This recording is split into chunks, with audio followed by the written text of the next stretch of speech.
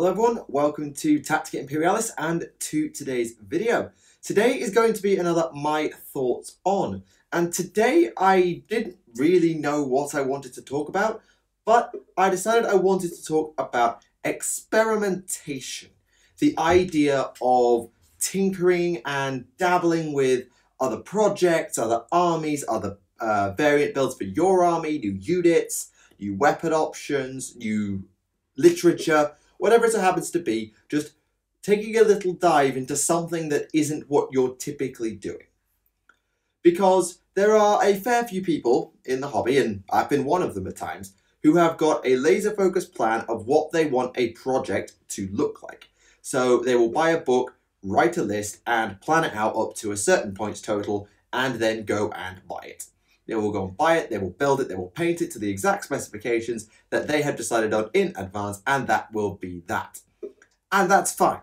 That is a completely viable way of taking on a project. And I completely agree with it. I think it's a very good way of doing it. And if you are someone who maybe works to a tight budget or has very limited time, then having a plan in advance and not really dabbling with stuff is definitely better for your time. However, I want to argue the other corner in this video. So, for example, for me personally, I have at the moment on my paint station a Doomfire Warlock. So as the person who asked the Nelpin adventure last week, yes, I'm putting some Doomfire Warlocks in the army, there you go. But I've been working on that for quite a while because my arm got injured and all sorts of things. And so on my paint station on the side, sort of as a side project that I've been working on, I have got here Zarbag of Zarbag's Gits from Nightfall, Warhammer Underworlds, because I wanted to tinker with MoonClan a little bit before MoonClan got their Battle Tome in a couple of months, whenever that so happens to come out. We saw the reveal at Blood and Glory, we know it's coming, we just don't know when. And so I thought to myself, well, I'm kind of interested in MoonClan, I've always had a bit of a side interest in destruction. So let's buy a few models of MoonClan, give them a bit of a paint, see if I like how they look, like how they paint, and then make a decision later, or a more informed decision later, about whether I want to buy the Battle Tome and to play the army. So I can buy the Battle Tome, do some reading, use these models to test painting, and if I like how it all looks for the tabletop, then I can commit to that as a project, if I so choose to. I don't have to do it, I don't have to do it immediately, but I've given myself a bit more information for if I choose to take that decision in the future. So, what is the argument against experimentation? Let's play devil's advocate. So on the one hand, you have the problem of limited time and money, because this hobby is expensive. Let's not beat about the bush here. It's expensive, and it can be quite time consuming to get units from box to tabletop, or to display case, as it may be in your case. And so you have to decide, perhaps before you start, what you want to commit to in terms of what units you're going to use, what models you're going to paint, what paints you're going to buy, and all of those things, because they cost money. And we don't always have a lot of money going around. I can speak for that as a student. So you make a decision and you have to stick to it because you don't have the time or money to go experimenting. It's kind of obvious.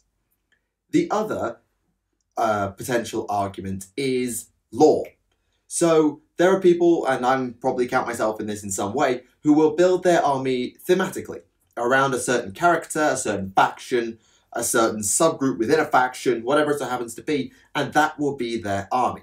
So maybe they saw a unit roster of a company or a force that fought in a battle and wanted to recreate that battle. So they built that force exactly with those weapons and those upgrades and in those colours, and that's that. Anything that goes outside of that breaks the narrative theme of the army, and so it doesn't really fit. So there are arguments absolutely as to why you shouldn't experiment, but it depends on who you are as a hobbyist, I think. So on the other hand, of course, you have the reasons why you should. The first is something that is actually quite relevant for me, and that is previewing. Getting an eye in on something before you buy in. So for me, as I said with these MoonClan, I've bought these models to see how I like them as a painting project in terms of, can I make them look the way I want them to? Do they have a paint scheme I can get behind, and that sort of thing, so that if I decide to buy Moon Clan later, I'm not umming and ahhing over the paint scheme because I've already worked it out. You've also got the idea if you buy just a single unit of trying them on the tabletop. So does that army's playstyle suit you? Do those units behave in a way you'd want them to behave? And you can tinker with them if you're playing an army within, let's say, the same Grand Alliance or the same keyword, such as Imperium, Chaos, whatever. If you throw match play FAQs out the window for a second, you can ally them in and test them out to see how they play. Bigger models such as Imperial Knights, a very good way to test if you want an Imperial Knights army is to put an Imperial Knight in, say, your Guard army and see how it fits. Do you like how it works as a unit, and could you build an army around it? If it does, you might want to consider getting some Knights later. Up to you. The second reason is, well, lore. And I think that reading lore is a very valid form of experimentation.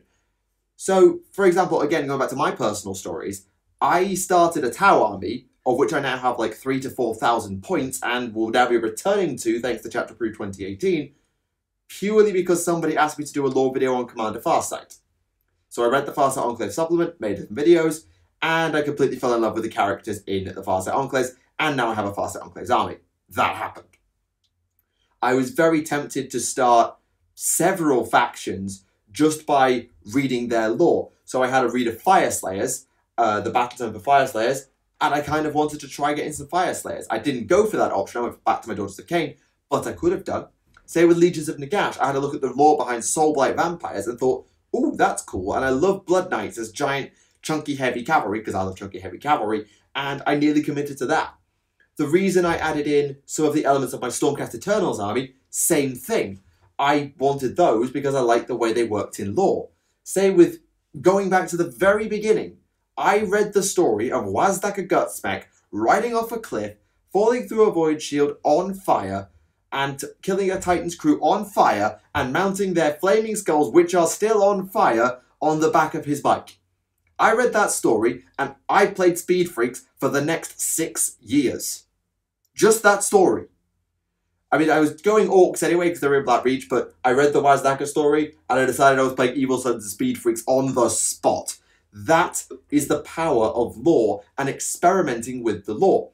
So, if you're someone who, say, read the Horus Heresy novels, really likes Space Marines, and likes Chaos, or likes Chaos, or both, and you haven't really experienced what Xenos lore is like, well, go have a read of Xenos lore. It might not convince you to buy a Xenos army, but it will damn well give you a really interesting perspective on the Xenos that you don't get from reading a Guard novel, a Space Marine novel. You just don't get it until you see it from the other side. That's why books like Crisis of Faith, which is the new, well, not even new anymore, the Farsight novel Crisis of Faith is, well, according to Remlays, who I speak to quite often, is regarded as a very, very good novel because it gives you that insight into the Tau that you just don't get from reading basically any literature.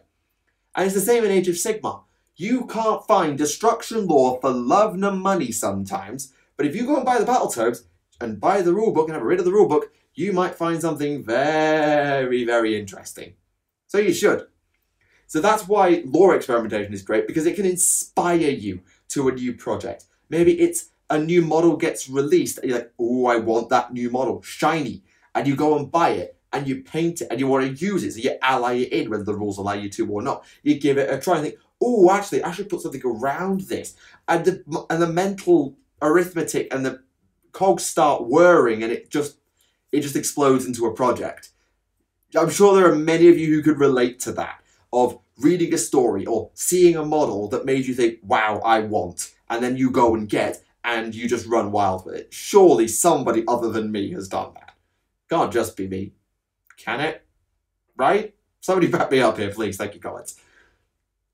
And the other useful aspect of experimentation, and something that I probably should have made a video about before, is burnout.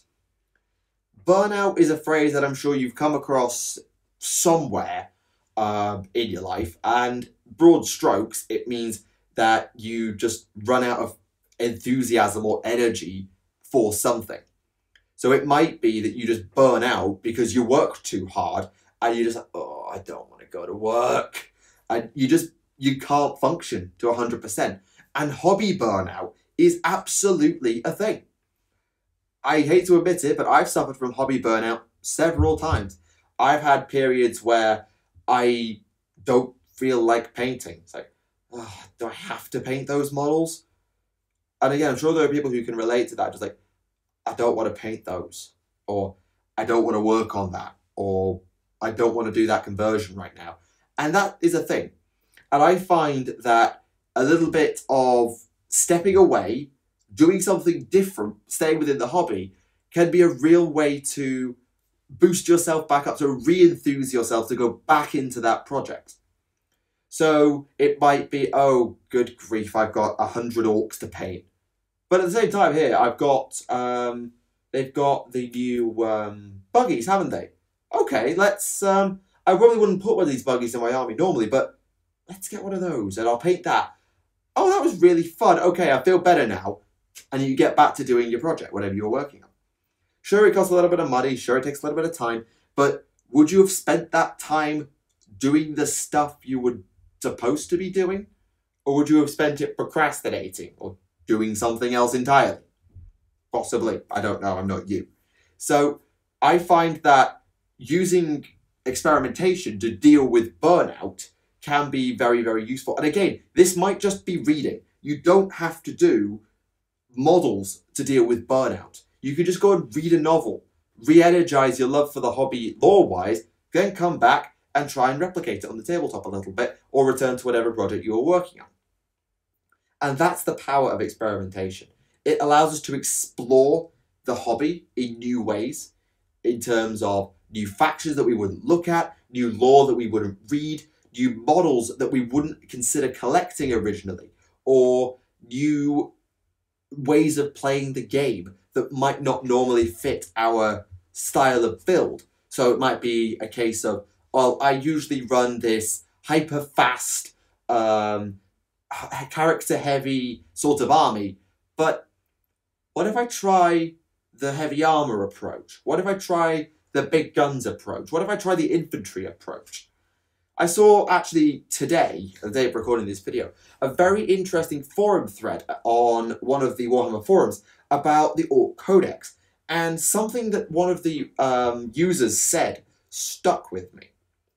And it was about orcs. You can't build around orcs. You can build around Deep Strike, because apparently Codex Deep Strike is something they're saying about the orcs. You can build around Bike Rush. You can build around Green Tide. You can build around Dread Mob. You can build around Daka Blobs. But you can't build around everything. And that's something that as a competitive player, you can think, okay, so this is the meta build. But if I look at the meta, my meta build won't work against it, but this might. And they can't build around that because they'll be expecting me to bring this. Okay, let's add that in and take this out and switch this around and see what happens.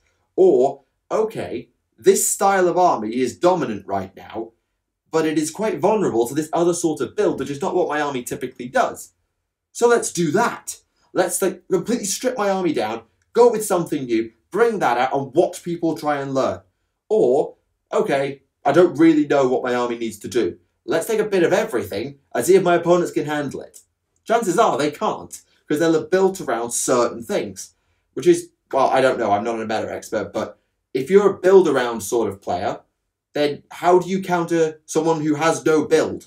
Who has just thrown a bunch of stuff that vaguely synergizes together? How do you deal with it? Well, aside from just being overpowered, as some might say. But hey, not my place. So there you go. I just wanted to give you the argument of why experimenting in the hobby is something you should really look into. Whether that's trying a new colour scheme because you saw something cool in a book, or because you just had a brainwave in the middle of the night, because that happens. Whether it's reading a new novel on a faction or character or race that you would have no reason to explore otherwise, just because you fancy it. Or even because you don't fancy it and just want to learn something. Whether it's buying models outside of your comfort zone as a gamer to allow you to experiment with new builds and tinker with new configurations to see if you like a new style of play or whether you can find a meta-breaking combination for 5 minutes. Or whether you're just a collector or a regular painter suffering from a bit of burnout or wanting a fresh start and just wanted to dabble with something for a bit. Not willing to give up on whatever they're doing, just needing a break without giving up on the hobby. So that's all I wanted to say. I hope that that has been informational, and I hope that's been maybe even inspirational. And let me know your thoughts in the comments, but I always encourage you to do that. Do you think experimentation is a good idea? What do you recommend as a form of experimentation if you decide to go down that route? And what other suggestions would you have, let's say, for dealing with burnout or to look for fresh inspiration? Whatever it is, let me know in the comments. I'm always interested to see what you have to say. Anyway, thank you very, very much for watching the video. I do hope you have enjoyed it. And because I haven't actually said this yet, I should thank everybody for 20,000 subscribers. I know it's been a few weeks since it happened, but oh blimey, 20k happened. Thank you. Thank you a lot. And I am working on the 20,000 subscriber special. I'm working on it. You have my word, it's coming. It might be a couple of weeks because I've got to get everything. Really still kicking my ass, but it's coming, the 20,000 subscriber special. Anyway, that's for the future, and for now, we are done. Thank you very much for watching. Tactica Imperialis has been my thought on experimenting within the hobby. And I'll see you all again. Bye for now.